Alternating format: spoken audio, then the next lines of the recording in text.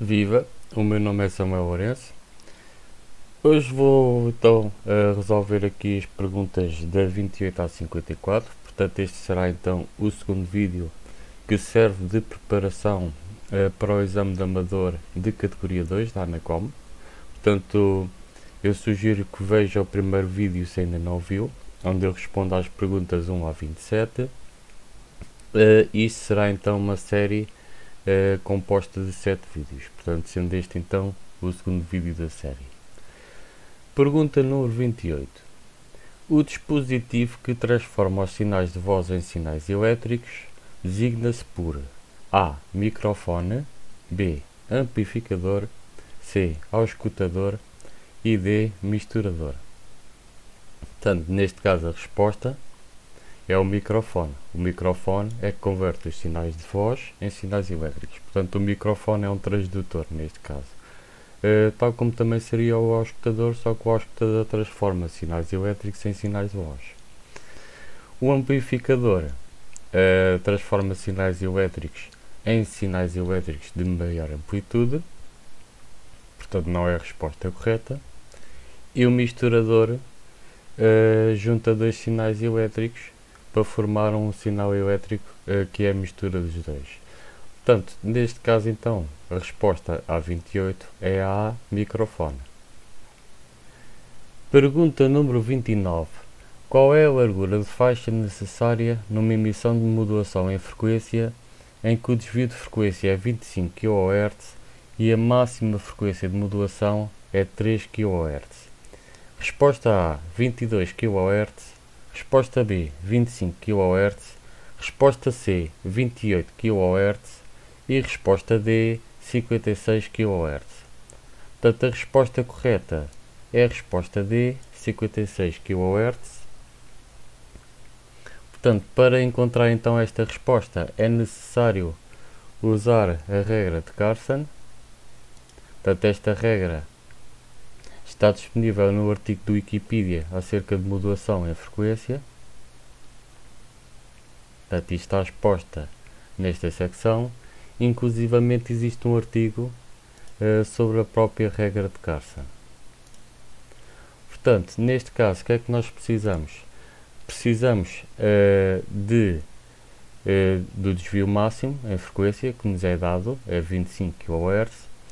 E precisamos do componente mais alto da frequência do sinal modulante, que também nos é dado, é 3 kHz. Portanto, a regra de Carson que eu vou utilizar então é esta que está aqui, tal como está aqui escrita. Portanto, já agora vou dizer que ΔF é 25 kHz, portanto isto é o desvio máximo em frequência do sinal modulado. E vou dizer também que o FM, ou seja, a frequência mais alta do sinal modulante, é 3 kHz.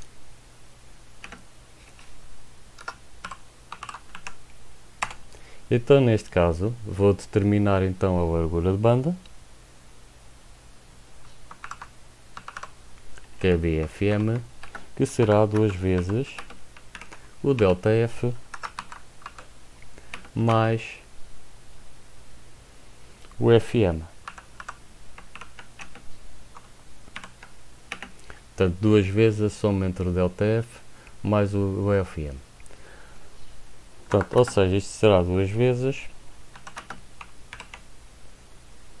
25 kHz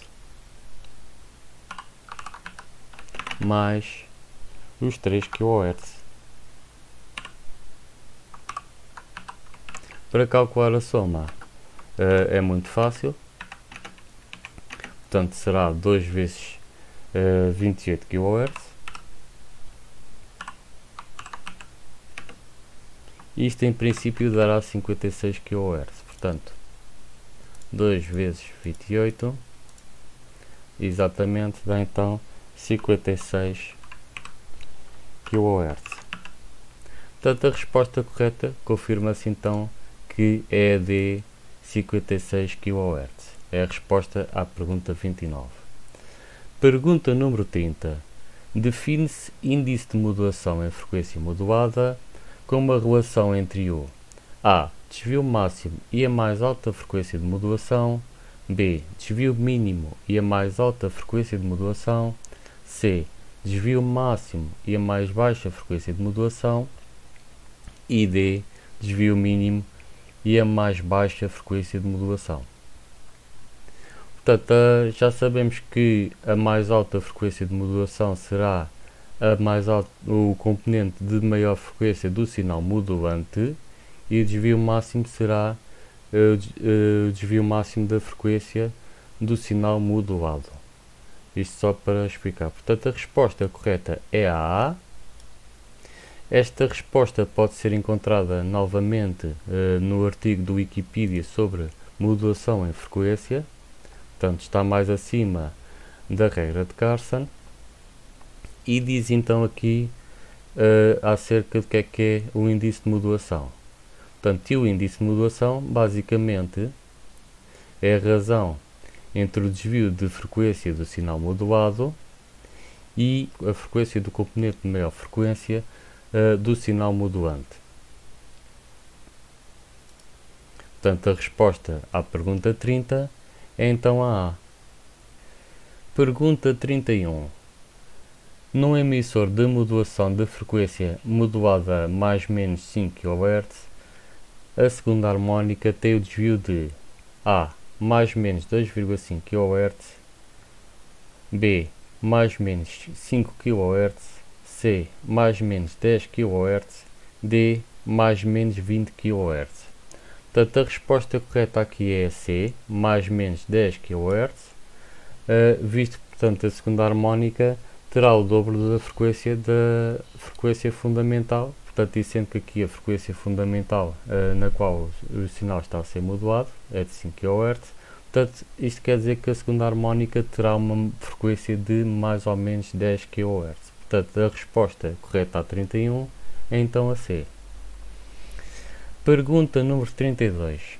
Para converter 2610 kHz em 145 kHz é necessário A. Um oscilador de 2465 kHz, B. Um transformador 18:1, C. Um amplificador sintonizado em 2610 kHz e D. Um desmodulador de 145 kHz. Portanto, aqui a resposta correta é a resposta A. Portanto, as outras respostas não fazem sentido. E a resposta correta é então A. Isto porquê? Porque com este oscilador de 2465 kHz vai-se utilizar então a seguir um misturador que vai misturar este sinal gerado pelo oscilador e o sinal de 2610 kHz. Portanto, vai-se gerar também um sinal de saída que vai ter então duas componentes. Uma das componentes terá uma frequência que é a soma de 2610 kHz e 2465 kHz. Portanto, a componente terá uma frequência de 5255 kHz e outra componente terá então uma frequência determinada pela subtração entre 2610 kHz e 2465 kHz, gerando-se então aqui a componente com 145 kHz. Depois desse sinal, esse sinal vai ser então filtrado por um filtro passo abaixo, de modo a remover a componente com frequência mais alta e gera-se então apenas a componente com a frequência mais baixa, que é 145 kHz. Pergunta número 33. Em modulação de amplitude, a que se dá o nome de faixas laterais? Resposta A. Ao conjunto de frequências situadas imediatamente abaixo e acima da frequência da portadora e que resultam da soma e da diferença entre a frequência da portadora e de cada uma das frequências que a modulam. Resposta B. a todas as frequências situadas aos lados da portadora. Resposta C, ao conjunto de frequências que modulam a portadora. E resposta D, a todas as frequências que o receptor possa receber simultaneamente com a portadora. Portanto, a resposta correta é a resposta A. A resposta B e a resposta D simplesmente são demasiado abrangentes e não estão corretas. A resposta C também não está correta, porque as frequências que são utilizadas para a modulação já não vão aparecer no sinal modulado tal como elas foram utilizadas, mas vão aparecer nas bandas laterais, portanto vão se somar e subtrair à frequência da portadora. Portanto vão aparecer na forma de bandas laterais, mas não na forma como elas foram introduzidas. Portanto, aqui a resposta correta então à 33 é a A. Pergunta número 34. Em modulação de frequência, a que se dá o nome de desvio de frequência? A. A diferença entre o valor máximo de frequência que a onda modulada apresenta devido à modulação e a frequência da portadora. B. A diferença entre o valor máximo e o valor mínimo da frequência da onda modulada. C. Ao dobro da tolerância de frequência permitida regulamentarmente. E D. Ao número de kHz que a frequência da portadora se afasta do seu valor nominal devido à falta de estabilidade do oscilador na ausência de modulação. Portanto, aqui a resposta correta é a A. A diferença entre o valor máximo de frequência que a onda modulada apresenta devido à modulação e à frequência da portadora. Portanto, essa resposta pode ser encontrada no artigo do Wikipedia acerca da modulação em frequência, portanto, o mesmo artigo que apresentei antes. Portanto, e aqui no índice de modulação diz que o ΔF é desvio de pico em frequência, portanto, ou seja, o desvio máximo da frequência instantânea relativamente à frequência da portadora. Então isto basicamente é então a resposta A. Portanto, é a resposta à pergunta 34. Pergunta número 35. Qual um dos inconvenientes da sobremodulação? Resposta A. Produz um aumento significativo da potência aparente do emissor. Resposta B. Provoca o aumento da largura de faixa ocupada pela emissão, o que poderá originar interferências na recepção dos canais adjacentes. C. Produz uma emissão em faixa mais estreita. E D. Provoca uma saturação na antena do emissor. Portanto, a resposta correta aqui é B. Provoca o aumento da largura de faixa ocupada pela emissão, o que poderá originar interferências na recepção dos canais adjacentes. E no Wikipedia existe aqui um artigo sobre sobremodulação e basicamente diz que os resultados da sobremodulação vão resultar na emissão de espúrias, portanto, ao lado da portadora. Portanto, aqui a resposta correta então é a B. Provoca o aumento da largura de faixa ocupada pela emissão, o que poderá originar interferências na recepção dos canais adjacentes. Pergunta número 36. Numa emissão em AM, a maior parte da potência é usada para transmitir A. A banda lateral inferior. B. A banda lateral superior. C. As duas bandas laterais. E D. A portadora. Portanto, aqui a resposta correta é a D, a portadora.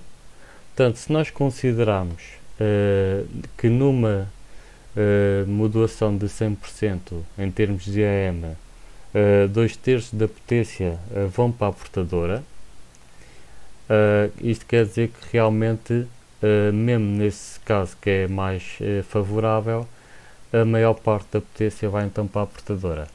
Se a emissão não tiver com uma modulação de 100%, ainda mais do que 2/3 do orçamento de potência vão para a portadora. Portanto, a banda lateral inferior e a banda lateral superior, cada uma fica com 1/6 da potência, ou seja, as duas bandas laterais vão ficar com 1/3 da potência e 2/3 vão para a portadora, isto caso a modulação seja feita com 100%. Pergunta número 37. Uma desvantagem da recepção em AM em relação à recepção em FM é: A. A menor largura de faixa utilizada. B. A maior sensibilidade aos ruídos interferentes. C. A menor estabilidade. E D. O maior consumo de energia. Portanto, aqui a resposta correta é B. A maior sensibilidade aos ruídos interferentes. Isto porquê? Porque numa transmissão em AM, se houver uma interferência externa que altera a amplitude do sinal na antena, isto vai se traduzir em ruído. Portanto, em FM, se houver uma interferência, aliás, da mesma natureza, que altere a amplitude do sinal que é recebido na antena, isso não se vai traduzir em ruído, porque o FM não é sensível à amplitude do sinal, mas sim à frequência do sinal. Portanto, a resposta correta à 37 é então a B. 38. Numa comunicação em AM, transmite-se: A. Somente a faixa lateral inferior. B. Somente a faixa lateral superior. C. Somente as duas faixas laterais. E D. Somente a portadora e as duas faixas laterais. Portanto, aqui, como quem diz somente, não será somente, são estes três componentes que serão transmitidos, ou seja, a faixa lateral inferior, a faixa lateral superior e a portadora. Portanto, quando se fala em AM, geralmente é portanto, uma transmissão feita com portadora e dupla faixa lateral. Portanto, a resposta correta à 38 é a D. Pergunta 39.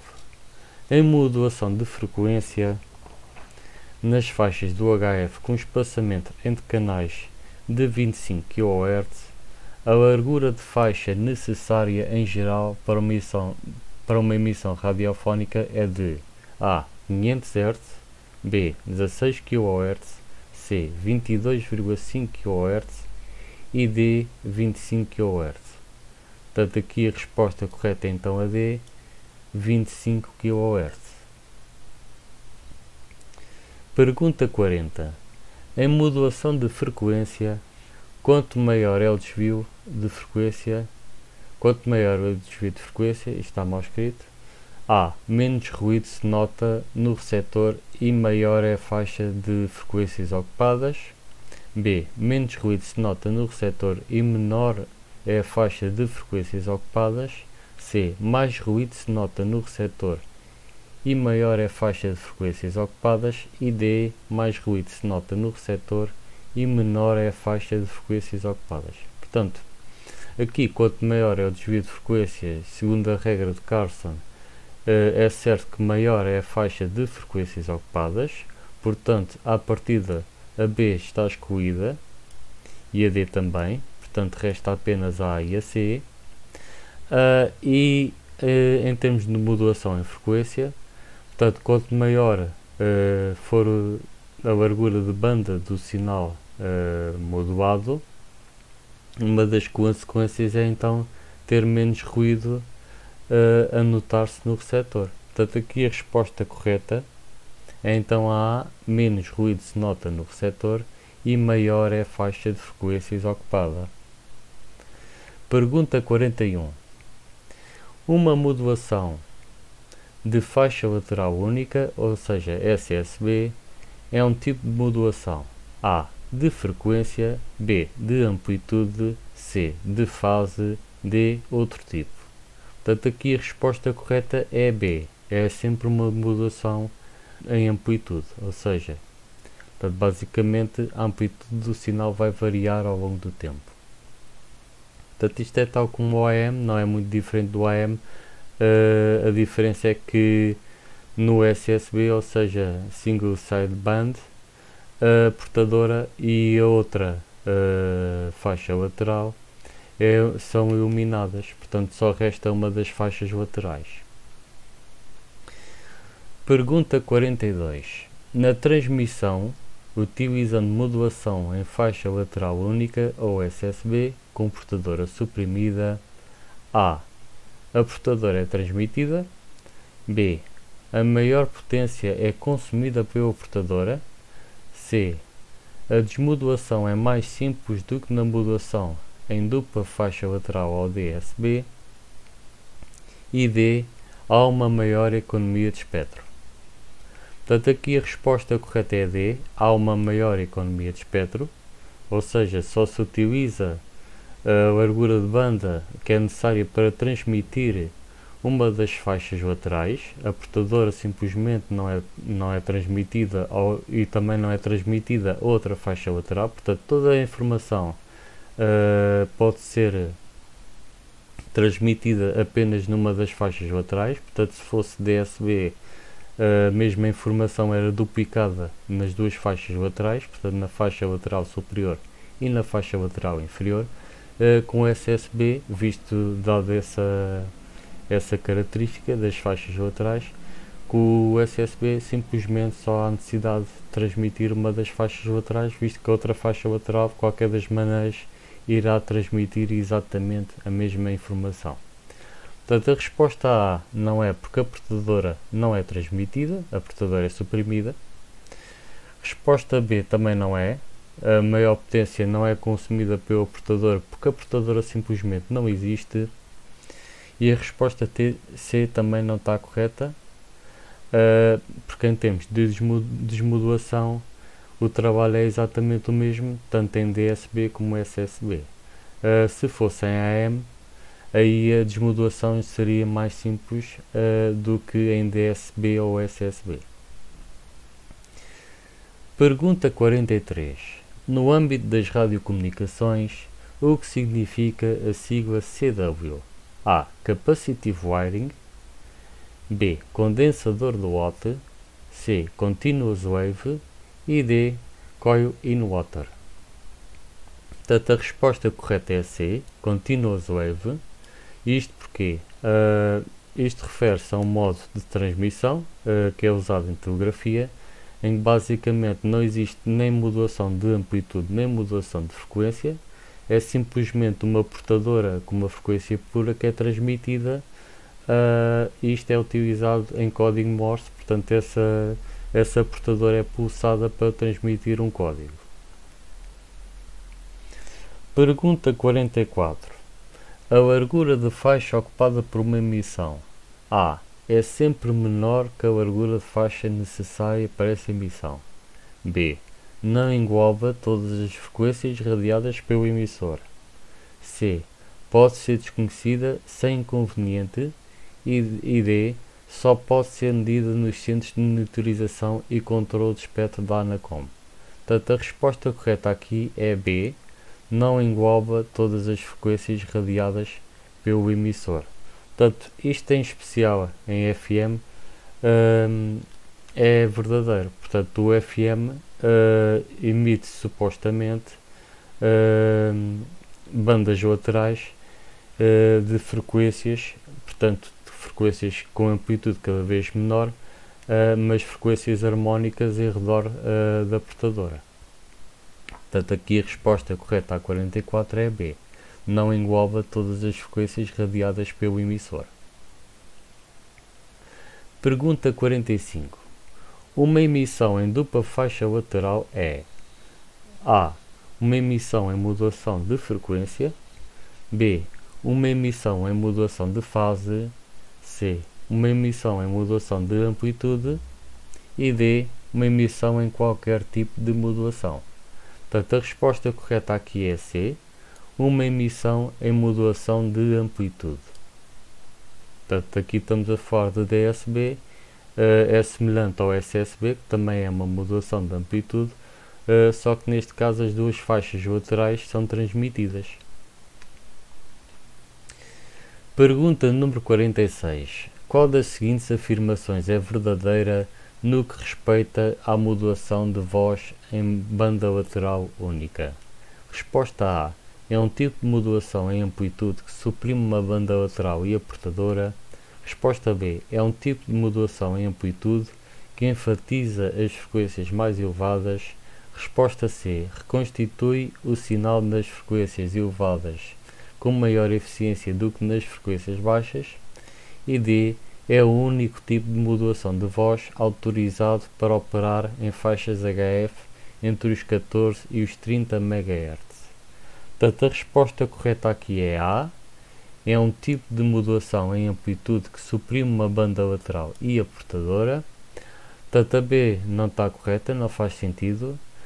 Se enfatizar as frequências portanto, do sinal modulante seria as frequências mais baixas, isto para limitar a largura das bandas laterais.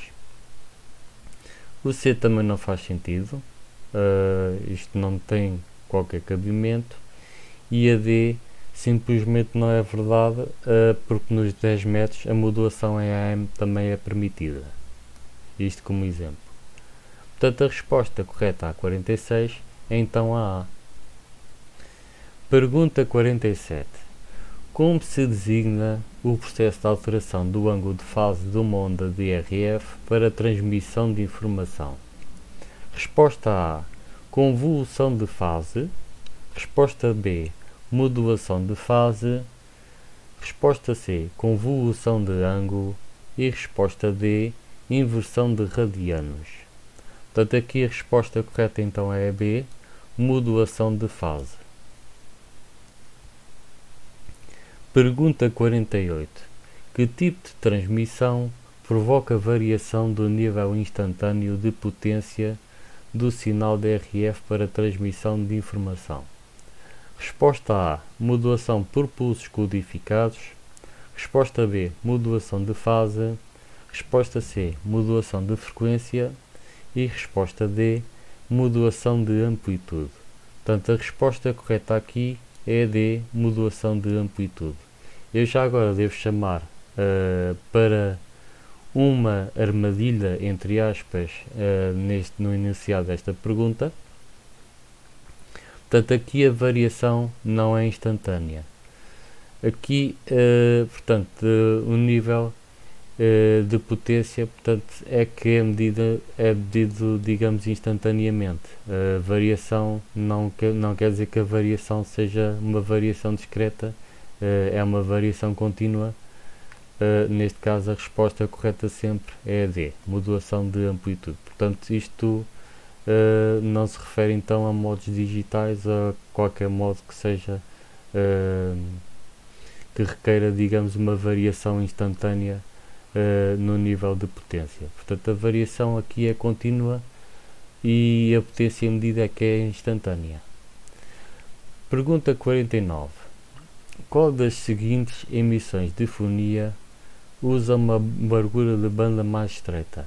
Resposta A. Banda lateral única. Resposta B. Banda lateral dupla. Resposta C. Modulação de fase. E resposta D. Modulação de frequência. Portanto, aqui a resposta é A. Banda lateral única. Portanto, banda lateral dupla, sabemos que vai ocupar então uma largura de banda que é o dobro da banda lateral única. E a resposta C, resposta D, são exemplos de modulação angular, e basicamente esses exemplos, tanto modulação de fase como modulação de frequência, esses dois tipos de modulação vão sempre ocupar uma largura de banda mais larga do que modulação em amplitude, teoricamente, até porque as harmónicas vão se espalhar ao longo do espectro. Pergunta 50. Qual o índice de modulação de um sinal de fonia FM com desvio máximo da portadora de mais ou menos 6 kHz quando modulada com uma frequência de modulação de 2 kHz? Resposta A, 6000. Resposta B, 3. Resposta C, 2000. E resposta D, 12. Portanto, a resposta correta aqui é B, 3. Basicamente utiliza-se então esta equação para determinar qual é o índice de modulação. Portanto, H igual a FM, ΔF sobre FM. Portanto, ΔF é o desvio da frequência modulada relativamente à portadora, e o FM é a frequência da componente de maior frequência do sinal modulante. Portanto, temos então que ΔF é igual a 6 kHz, o FM, que é a componente de maior frequência, é neste caso então 2 kHz. Então neste caso nós temos que determinar o H, tanto que é ΔF sobre FM. Então já agora vou pôr aqui então o H, ΔF a dividir por FM, portanto será 6 kHz sobre 2 kHz. E já agora a razão pelo qual eu estou a pôr as unidades é porque também posso fazer operações com as unidades. Portanto, kHz a dividir por kHz corta, portanto os kHz cortam, fica apenas 6 por 2 e dá então 3, que é uma unidade adimensional. Portanto, neste caso então confirma-se que a resposta correta à pergunta 50 é B3. Pergunta 51. Qual a potência associada a um sinal sinusoidal que faz passar uma corrente eficaz de 2 A numa resistência de 10 ohms? Resposta A, 20 watts. Resposta B, 5 watts. Resposta C, 40 watts. E resposta D, 200 watts. Portanto, aqui a resposta correta é a C. Portanto, primeiro é necessário calcular então o valor eficaz da tensão. Portanto, nós sabemos pela lei de Ohm que R é igual a V sobre I. Isto basicamente colocando o V em evidência, portanto a tensão em evidência, quer dizer que V vai ser igual a R vezes o I, ou seja, nós temos então aqui o valor de R, que é 10 ohms,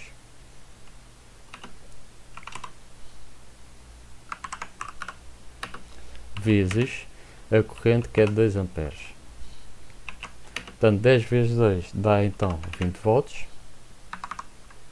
Portanto, temos aqui o valor da tensão de RMS, portanto são 20 volts RMS, portanto valor eficaz. Okay? Aqui, já agora vou pôr aqui RMS também. E neste caso então temos que calcular também a potência. A potência é igual a V sobre I. V vezes I, aliás.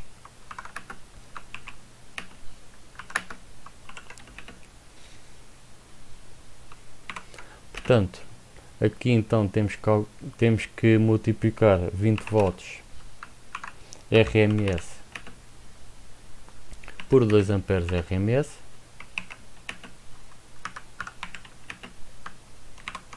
e dá então 40 watts. Já agora, nós também podemos, em vez de estar aqui a calcular a tensão antes de calcular a potência, podemos fazer este cálculo de outra forma. Portanto, nós sabemos que P igual a V vezes I. Nós podemos substituir aqui o V na forma da potência. Portanto, fica aqui R vezes I vezes I, ou seja, R vezes o I ao quadrado, fica R vezes I ao quadrado. Portanto, ou seja, vou fazer então aqui o cálculo de outra maneira, 10 ohms vezes o 2 ao quadrado, portanto 2 amperes RMS ao quadrado, portanto dá 10 vezes 4, o que dá então 40. Portanto chegamos aqui também à resposta dos 40 watts. Pergunta 52. Por precaução, teve que se pôr um atenuador de 10 decibéis entre um pré-amplificador e um amplificador. Sabendo que o valor máximo na saída do pré-amplificador é de 50 watts, qual a potência máxima à entrada do amplificador? Resposta A, 60 watts. Resposta B, 10 watts. Resposta C, 1 watt. E resposta D, 5 watts. Portanto, a resposta correta é a D, 5 watts.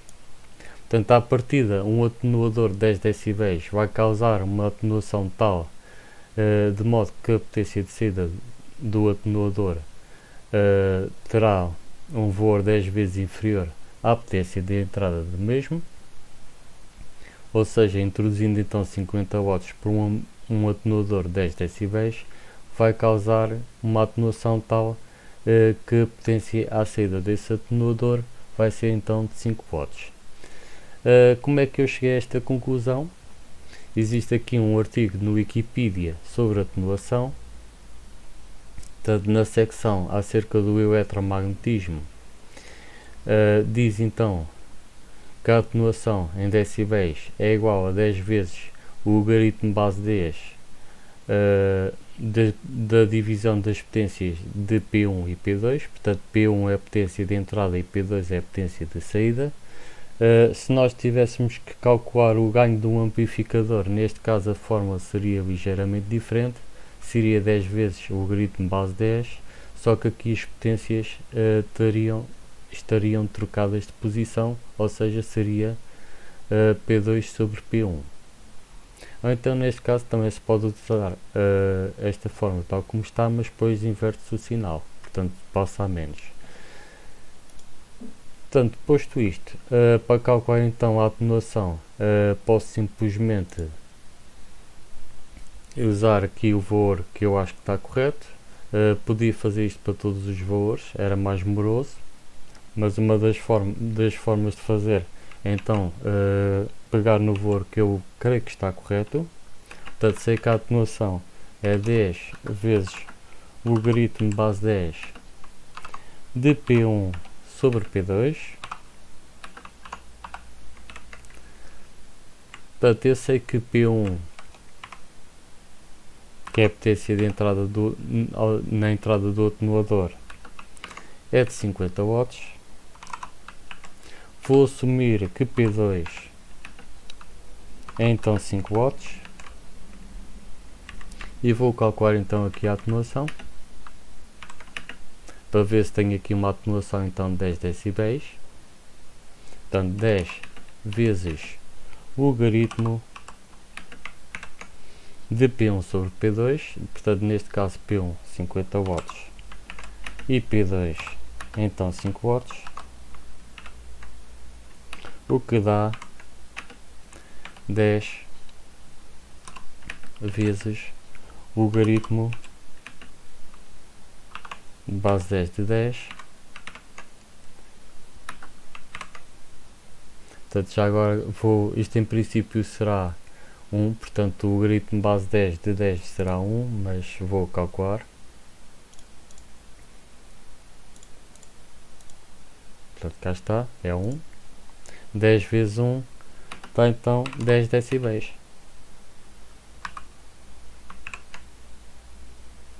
Isto é uma maneira de calcular. Outra maneira seria então colocar o P2 em evidência e determinar então o P2. Mas de qualquer das maneiras, já sabemos então que aqui a resposta correta é então a D, 5 watts.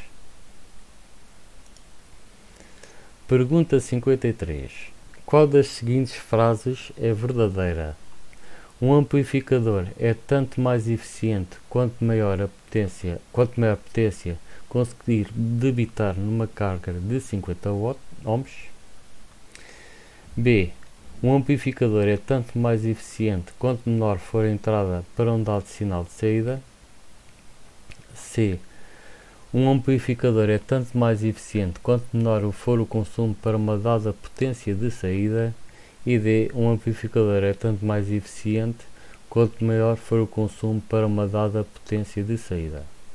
Portanto, aqui a resposta correta é C. Portanto, o amplificador é tanto mais eficiente quanto menor for o consumo para uma dada potência de saída. Portanto, a resposta D não está correta, porque isto seria um amplificador que seria mais ineficiente quanto maior fosse o consumo para uma dada potência de saída. A resposta A também não está correta. Portanto, a resposta A seria um amplificador tanto é mais potente quanto maior potência conseguir debitar para uma carga de 50 ohms. E a resposta B também não está correta. Portanto, isto seria um amplificador tanto tem mais ganho quanto menor for a entrada para um dado sinal de saída. Portanto, aqui a resposta correta mesmo à pergunta 53 é então a C. Pergunta 54. Um aumento de potência para o dobro ou a redução da mesma para metade resulta numa variação de quantos decibéis? A. 2 decibéis. B. 3 decibéis. C. 6 decibéis. E D. 12 decibéis. Portanto, aqui podemos calcular usando a fórmula de atenuação, portanto, assumindo que vai reduzir a potência para metade. Isto também podia-se utilizar a fórmula do ganho. Já agora vou fazer das duas maneiras. Portanto, eu vou dizer, vou assumir que o P1 é 1 watt, P2 é 0,5 watts e vou calcular a atenuação. Portanto, vou escrever aqui 1 watt, 0,5 watts. Eu vou pôr aqui vírgula mesmo, já agora.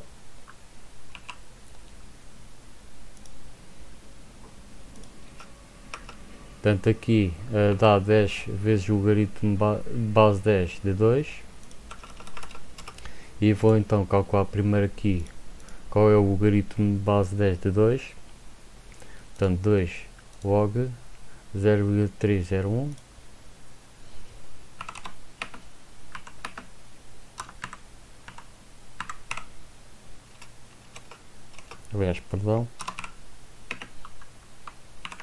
Portanto, isto dá aproximadamente 3 decibéis. Portanto, a resposta correta em princípio seria a B.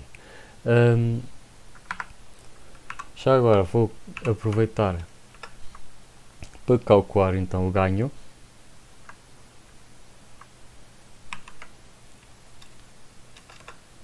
Aliás, estava mal escrito. Vou calcular então aqui o ganho.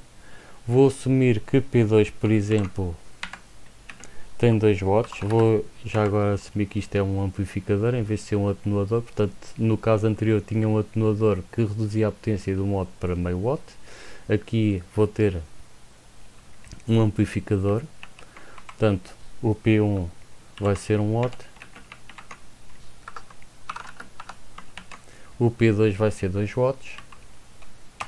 E aqui vou calcular o ganho. Será, já agora vou pegar aqui nesta equação. Portanto, isto podia ser já agora escrito desta forma, mas vou escrever desta forma aqui, P2 sobre P1.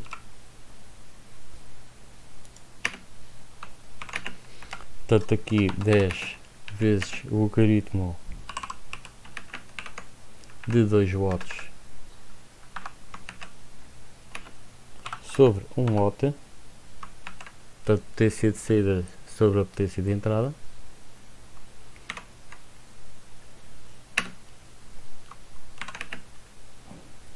Portanto, novamente tenho aqui 10 vezes o logaritmo 2 e é exatamente a mesma resposta, portanto dá aqui 3 decibéis. Portanto, novamente, novamente chegamos aqui à mesma resposta. Portanto, a resposta à pergunta 54 é B, 3 decibéis. Posto isto, da minha parte é tudo. Depois nos próximos vídeos responderei então às questões a partir da 55. Portanto, faltam aqui mais 5 vídeos. Portanto, visto que esta preparação para o exame será constituída por 7 partes e esta é aqui a segunda parte.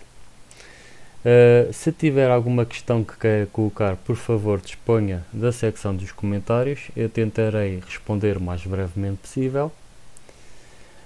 Espero então que este vídeo tenha sido útil e até uma próxima.